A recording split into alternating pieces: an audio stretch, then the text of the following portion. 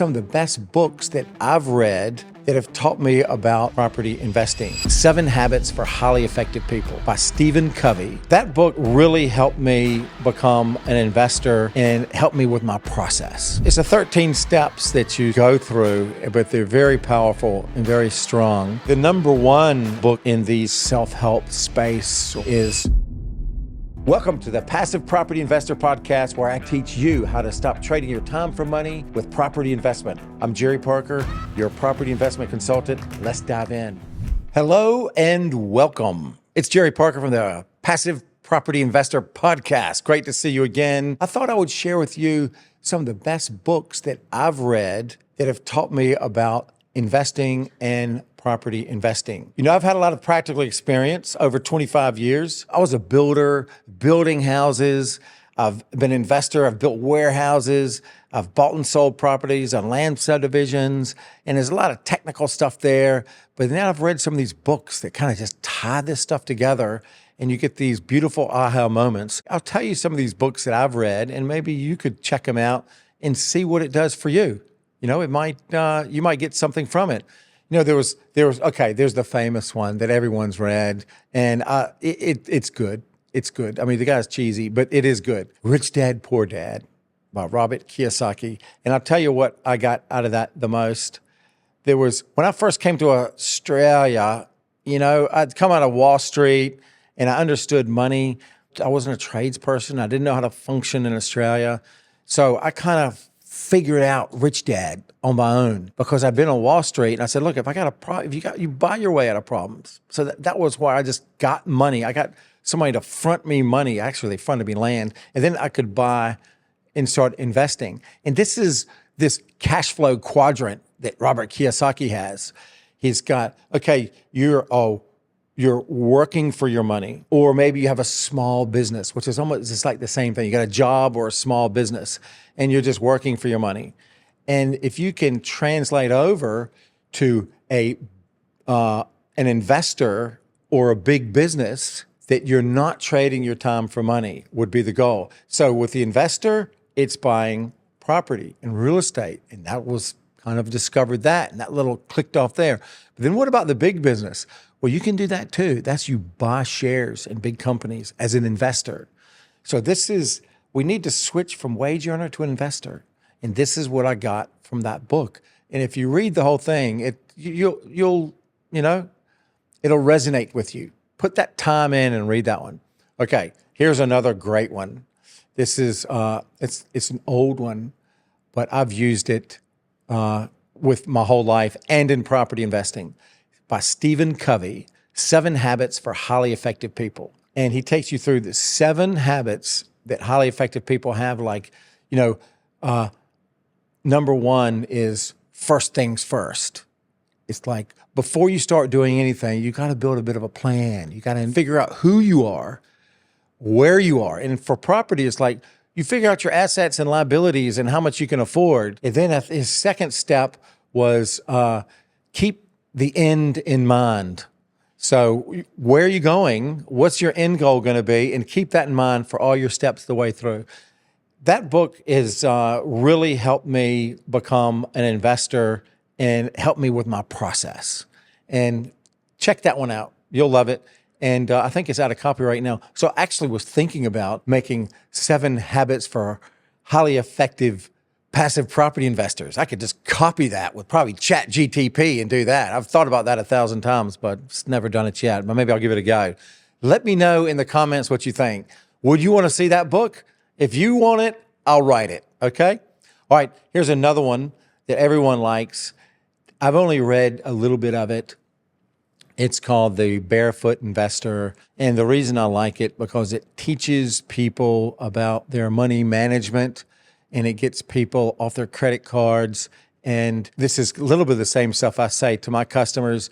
And what I kind of learned from it, that, we already do this in my household, but you have little buckets of where you put your money. Because, this money's for the kids' school, this is money for that, this is money for that.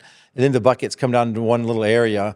And then sometimes we're like, okay, well, this is the share fund for the kids' school. And the purpose of that share fund is to pay for the kids' school. And sort of all those, then this is my buckets fund to fund all the other buckets.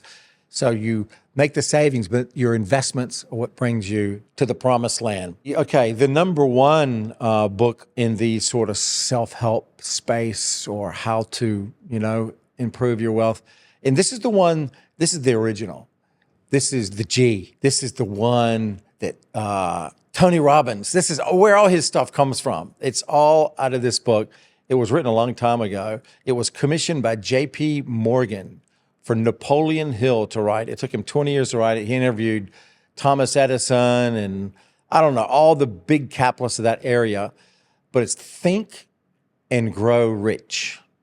And when he means rich, it doesn't necessarily mean monetarily rich. At the beginning, it says, decide what you want.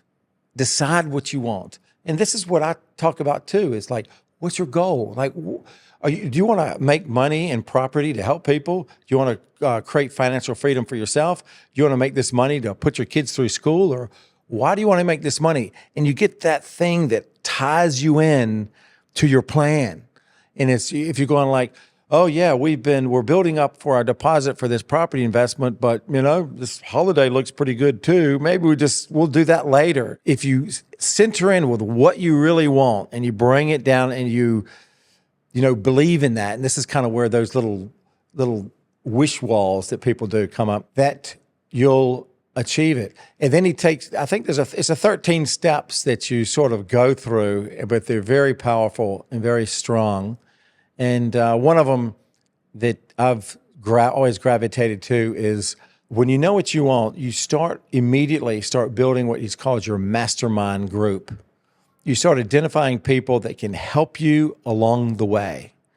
And this is what I coach. This is what I teach too in your property journey.